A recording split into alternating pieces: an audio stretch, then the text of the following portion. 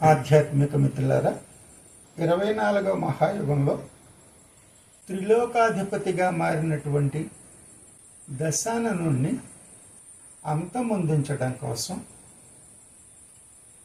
ఎంతమంది మహర్షులు, దేవతలు, అనేక మంది ప్రయత్నాలు చేయడం చూసాం.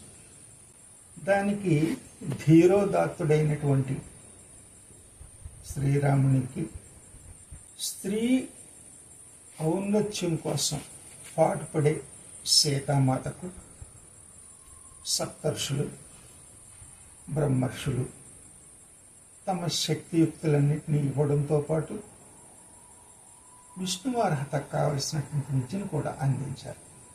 అసలు ఈ దశాననుడెవరు, ఆయన గురించి కొంత తెలుసుకునే ప్రయత్నం ముందు చేద్దాం. ప్రజాపతి బ్రహ్మపుత్రుడైనటువంటి పులస్య ఋషి సుమేరు పర్వత ప్రాంతంలో తపో సాధనలో ఉండేవారు.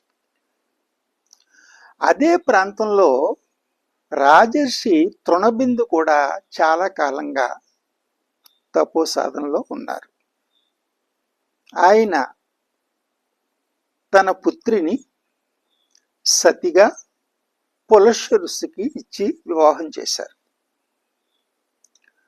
వారికి విశ్రవ ఋషి పుత్రుడిగా జన్మించాడు. ఈ విశ్రవ ఋషి వేదాధ్యయనం అది పూర్తి చేసుకున్న తర్వాత దక్షిణ ప్రాంతంలో సముద్ర తీర ప్రాంతంలో ఉన్నటువంటి త్రికూట పర్వతం మీదకు వచ్చి అక్కడ ఆశ్రమాన్ని, గురుకులాన్ని ఏర్పాటు చేసుకున్నారు. ఈ విశ్రవ ఋషికి భరద్వాజ పుత్రితోటి వివాహం జరిగింది. వారికి వైశ్రవణ పుత్రునిగా జన్మించాడు. ఈయనే తరువాతి కాలాల్లో కుబేర నామంతో యమ, వరుణ మొదలగు వారి వలె దిక్పాలకుడు కూడా అయ్యాడు. వైశ్రవణ వేద విద్యను అభ్యసించిన తర్వాత తపో సాధన వైపు వెళ్లకుండా వాణిజ్యం వైపు వెళ్ళాడు. ఆయన ఏం చేశాడంటే, భౌగోళిక పరిస్థితుల మీద అధ్యయనం చేసినటువంటి ఆయన పర్వతాలను, త్రికూట పర్వతంలోని కొన్ని ప్రాంతాలను ఎంచుకుని అక్కడ తవ్వకాలు జరిపి బంగారాన్ని, రత్నాల్ని వెలికి తీసి ఆ ధనంతో వ్యాపారం చేయాలని సంకల్పించాడు. ఆయన మొట్టమొదటిగా ప్రజాపతి బ్రహ్మ వద్దకు వెళ్ళి తన ధనాన్ని ప్రజలందరికీ ఉపయోగపడేటటువంటి వస్తు సామాగ్రి, ఆహార సామాగ్రులు అందించేటట్లుగా నేను ఈ ధనాన్ని వినియోగించాలనుకుంటున్నాను, మీ అనుమతి కావాలి అని చెప్పి కోరాడు. ఆయన వెంటనే దానికి అనుమతి ఇచ్చారు. ఆ తర్వాత అతను తన తండ్రి అయినటువంటి విశ్రవ ఋషి దగ్గరికి వచ్చి ఈ విషయాన్ని చెప్పాడు. దీనికి ఏ ప్రాంతంలో ఈ మొదలు పెడితే బాగుంటుంది. అప్పుడు ఆయన ఏం చెప్పాడంటే, మనకి దగ్గరగా మాల్యవంతుడు పరిపాలించేటటువంటి లంకారాజ్యం నిర్మానుష్యంగా ఉంది, అక్కడ నీవు వ్యాపారం చేసుకుంటే బాగుంటుంది అనేటటువంటి దాన్ని సూచించాడు. మాల్యవంతుడు ఈ ప్రాంతాలన్నింటినీ పరిపాలిస్తూ ఉండేవాడు. త్రికోట ప్రాంతం నుంచి అనేక ప్రాంతాలని, ఈ సముద్ర తీరంగా ఉండేటటువంటి అనేక ప్రాంతాలని పరిపాలిస్తూ ఉండేవాడు. ఆయన ధార్మిక తత్పరుడు. ఆయన పుత్రులు మాలి, సుమాలి. వీరు దేవతలతో తరచుగా వీరికి యుద్ధాలు జరుగుతూ ఉండేవి. ఆ యుద్ధాలు జరుగుతున్నప్పుడు ఒకసారి ఏం జరిగిందంటే, ఆ యుద్ధంలో దేవతలతో జరిగే యుద్ధంలో విష్ణువు మాలిని సంహరించాడు. సుమాలిని పారిపోతూ ఉంటే అతన్ని కూడా సంహరించాడు. దానికి మాల్యవంతుడు అభ్యంతరం చెప్పాడు. మహాదేవుడు విధించిన నియమాలకి ఇది విరుద్ధం కదా, పారిపోతున్న వాడిని నువ్వు ఎలా చంపుతావు అని చెప్పి నిలదీశాడు. వెంటనే విష్ణువు మాల్యవంతుడికి క్షమార్పణలు చెబుతూ, తాపసులను నీ పుత్రులు బాధిస్తున్న కారణంగా నేను వాళ్ళని సంహరించవలసి వచ్చింది.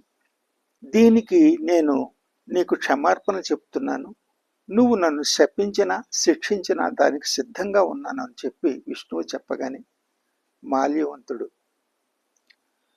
విధి వైపరీత్యం వల్ల ఇటువంటివి జరుగుతుంటాయి, సరే అని చెప్పి అతని విష్ణువును క్షమించి తను పుత్రులు మరణించారన్నటువంటి దుఃఖంతో లంకా నగరాన్ని, తను దేవతల నుంచి రక్షణ కోసమే విశ్వకర్మ చేత లంకా నగరాన్ని నిర్మింప చేసుకున్నాడు మాల్యవంతుడు. అయినప్పటికీ కూడా ఈ మాలి సుమాలి ఆ దేవతలతో యుద్ధంలోనే మరణించడంతో ఆయన విరాగిగా మారి తన కుమార్తె అయినటువంటి కైకసిని తీసుకుని పాతాళానికి వెళ్ళిపోయారు. కొద్దిమంది ధార్మిక తత్పరులు మాత్రం ఆ ప్రాంతంలో నివసిస్తూ ఉన్నారు. కుబేరుడు వారి వద్దకు వెళ్ళి వారి అనుమతి తీసుకుని అక్కడ తన వ్యాపారాన్ని ప్రారంభించాడు. సముద్ర మార్గంలో నౌకల ద్వారా అన్ని ప్రాంతాలకి ఎవరికి కావలసిన దినుసులు వాళ్ళకి పంపిణీ చేయడం ప్రారంభించాడు. ఈ రకంగా ఆయన వ్యాపారాన్ని అభివృద్ధి పరుస్తూ అలాగే లంకా నగరాన్ని కూడా అభివృద్ధి పరిచాడు. అనేక ప్రాంతాలకు రవాణా సౌకర్యాలు ఏర్పాటు చేశాడు. చాలా అనేక రకాలుగా ఇది చేస్తూ ఉన్నాడు. ఇలా ఉంటూ ఉండగా ఒకసారి మాల్యవంతుడు కైకసిని తీసుకుని భూతలానికి వచ్చాడు. పాతాళం నుంచి వచ్చి లంకారాజ్యంలో వచ్చి దాన్ని చూస్తూ ఉంటే ఈ విషయం తెలిసినటువంటి కుబేరుడు వెళ్ళి మాల్యవంతుడికి నమస్కారం చేసి ఆయన కానుకలు సమర్పించి, మహాత్మా, ఈ రాజ్యం మీదే, మీ ఇదితోటి మేము ఇక్కడ వ్యాపారం చేసుకుంటున్నాము, ఇక్కడ అందరికీ కావలసినటువంటి సేవ చేస్తున్నాను, దానిలో మీరు కూడా భాగస్తులే, కనుక మీరు తరచుగా వస్తూ ఉండాలి అని చెప్పేసి ఆయన కానుకలు సమర్పించాడు. అతని వినయము, అతని యొక్క ధార్మిక తత్పరత చూసి మాల్యవంతుడు చాలా ఆనందించాడు. అప్పుడు కైకసితో ఏమన్నాడంటే, బ్రహ్మర్షి అయినటువంటి విశ్రవ ఋషిని నువ్వు ఆయన అనుగ్రహంతో ఆయన్ని వివాహం చేసుకోగలిగితే సూర్య తేజస్సుతో ఉన్నటువంటి కుబేరుని వంటి పుత్రులు నీకు జన్మిస్తారు, వాళ్ళు కూడా ధార్మిక తత్పరులుగా మారతారు అని చెప్పి సూచన చేశాడు. ఆ తరువాత కైకసి విశ్రవ ఋషిని కలిసింది. ఆమె భావాన్ని గమనించినటువంటి విశ్రవ ఋషి ఏమన్నారంటే, ఓ కన్య, నువ్వు వయస్సులో ఉన్నావు, నేను వృద్ధుడిని, నేను శుచితో తపో సాధనలో నేను ఉంటాను, నువ్వు ఇంకా దానవ గుణాలతో ఉన్నటువంటి నీకు వాటిని శుద్ధి చేసుకోకపోతే నీ తండ్రి గారు కోరుకున్నట్లుగా ఉత్తమ పుత్రులు జన్మించడం కష్టం అని చెప్పి చెప్తారు. అయినా కానీ ఆవిడ కోరికతో వివాహం చేసుకుంటారు. వాళ్ళకి దశాననుడు, అరిమర్ధనుడు అనే పుత్రులు జన్మిస్తారు. ఈ దశాననునికి నాభిలో ఒక వ్రణం ఉంది. అది ఋతువులు మారినప్పుడు దాని నుంచి రసి కారుతూ విపరీతమైన బాధ కలిగేది. దానితో ఆయన విపరీతంగా కేకలు పెట్టేవాడు. ఆ రోదన వల్ల అతనికి రావణుడని నామం ఏర్పడింది.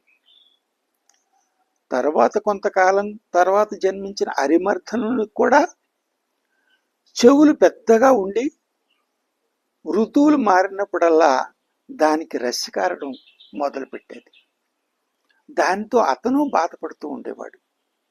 దాంతో కైకసి తన భర్తకు ఉత్తమ పుత్రులను ఇవ్వలేకపోయారనే బాధతో ఆవిడ శివభక్తురాలిగా మారిపోయింది. అనేక ఆశ్రమాల్ని దర్శిస్తూ విశ్వామిత్ర మహర్షి ఈ విశ్రవ ఋషి యొక్క ఆశ్రమానికి కూడా వచ్చి అతని గురుకులాన్ని దర్శించినప్పుడు కైకసి తన పుత్రులను చూపించి వీళ్ళకి ఇది ఆరోగ్యవంతులుగా చేయండి స్వామి అని చెప్పి విశ్వామిత్ర మహర్షిని కోరింది.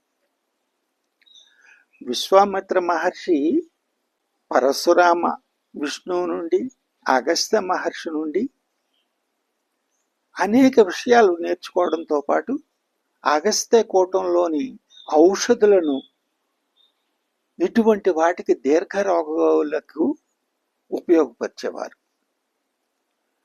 అలాగ చేయడం వల్ల ఆయన మందులు వాడడంతో ఈ దశానునికి అరిమర్థనునికి కూడా చాలా వరకు ఈ మందులు పనిచేసి వాళ్ళు స్వస్థత వచ్చారు. అయినా అప్పుడప్పుడు ఈ జబ్బు తిరగబెట్టినప్పుడు మాత్రం వీళ్ళు కొంత బాధపడుతూ ఉండేవారు. హరి ఓం.